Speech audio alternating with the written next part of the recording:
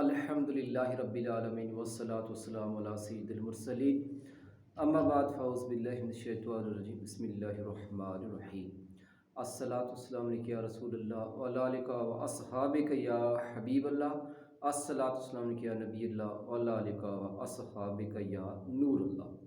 فرمان مصطفیٰ صلی اللہ تعالی علیہ وآلہ وسلم کہ تم اپنی مجلسہ نہ میرا درود پاک پڑھ کے راستہ کرو، کیونکہ یہ درود پاک پڑھنو کل باروز قیامت تھارے واسطے نور میں گو۔ صلو علی الحبیب صلی اللہ تعالی علی محمد صلی اللہ علیہ وآلہ وصحبہ وسلم۔ ناظرین کرام، ہمارے نال اج چینل پر مہمان خصوصی جناب خطیب کالا کوٹ حضرت مولانا عبد الرحمن نقشبندی دامت برکاتہم العالیہ تشریف فرمائی۔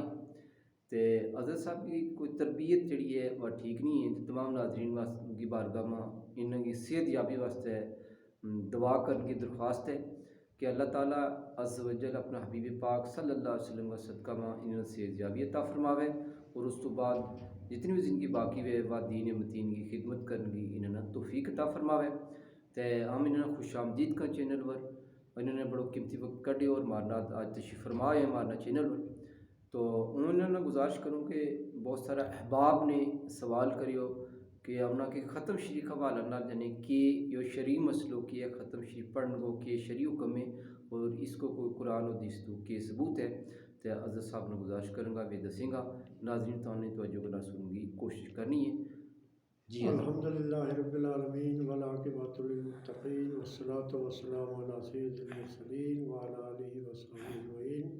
ختم شریف اللہ کو ذکر ہے اور اللہ کا ذکر واسطے قرآن اور حدیث میں ہزاراں دلائل میں موجود ہیں، اور اس کی ممانعت کے واسطے قائل روایت کسی جگہ میں موجود نہیں۔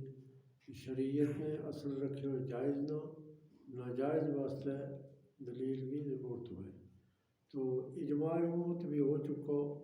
قدیم زمانہ دے اولیاء کرام جو ہے انہوں نے عورس بھی ہوتا رہے ہیں، ختم شریف بھی پڑھتا رہے ہیں، چڑیموں بھی ہوتا رہے ہیں، تو اس واسطے اس کا جائز ہونے کا شک کوئی شبہ ہے نہیں۔